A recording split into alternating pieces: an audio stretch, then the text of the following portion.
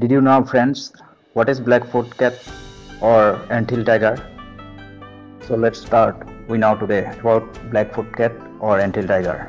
বন্ধুসকল, Blackfoot cat হৈছে বিশ্বৰ আটাইতকৈ সৰু আৰু আটাইতকৈ ভয়ংকৰ চিকাৰী মেকুৰী। এইবিধ মেকুৰী আফ্ৰিকাৰ দক্ষিণ অঞ্চলত পোৱা যায় আৰু ইয়াকে anthill tiger বুলি কোৱা হয়। এই মেকুৰীৰ দৈৰ্ঘ্য 12 পৰা 20 সেন্টিমিটাৰ হয়। ইয়াৰ ওজন 1, 2 বা 2.5 কিলোগ্ৰাম হ'ব পাৰে। ইয়াৰ শৰীৰৰ মুখখন বগা বাদামী ৰঙৰ হয় আৰু তাৰ ওপৰৰ অংশ কলা দাগ থাকে। ইয়াৰ ঠেঙৰ তলুৱা অংশ সম্পূৰ্ণ কলা হৈ থাকে, যাৰ বাবে ইয়াৰ নাম ব্লেকফুট কেট বুলি কোৱা হয়। ব্লেকফুট কেটে ৰাতি চিকাৰ কৰে আৰু দিনত লুকাই থাকে, অৰ্থাৎ ই এটা নিশাস্য প্ৰাণী। ই অকলশৰীয়াকৈ বসবাস কৰা দেখা যায়।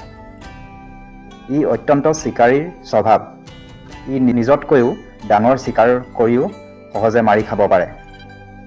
ব্লেকফুট কেটে খোৱা খাদ্যসমূহ হৈছে চৰাই, বেং, সাপ আৰু পতংগ আদি খাদ্য হিচাপে গ্ৰহণ কৰে। ব্লেকফুট কেটে চিকাৰৰ ক্ষেত্ৰত অতি চালকীয় আৰু দক্ষতাৰে কৰে, যাৰ বাবে ইয়াক সকলোতকৈ সফল চিকাৰী বুলি কোৱা হয়। ব্লেকফুট কেট বিশ্বৰ আটাইতকৈ সৰু বনৰীয়া মেকুৰী।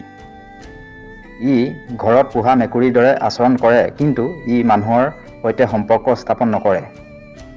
ই 100% সফল চিকাৰী, অৰ্থাৎ ই আক্ৰমণ কৰিলে সচৰাচৰ চিকাৰ হাৰি যাব নোৱাৰে বা বাচি যাব নোৱাৰে। এই ব্লেকফুট কেট মেকুৰীটো ইমান সৰু হ'লেও ইয়াৰ গতিবেগ অতি তীব্ৰ হয় আৰু শক্তিশালী চিকাৰ কৰাৰ ক্ষমতা আছে। লগতে ই অতি চতুৰ বাবে ইয়াক এন্থিল টাইগাৰ বুলিও কোৱা হয়। ধন্যবাদ বন্ধুসকল। পুনৰ লগ পাম অন্য এটা তথ্য ভিডিঅ'ত। যদি তথ্যটো ভাল লাগিলে শ্বেয়াৰ কৰি দিব আৰু ফেচবুক পেজটো ফ'ল' কৰি দিব। যদি আপুনি ইউটিউবত চাই আছে তেন্তে ইউটিউব চেনেলটো ছাবস্ক্ৰাইব কৰি দিব। ধন্যবাদ।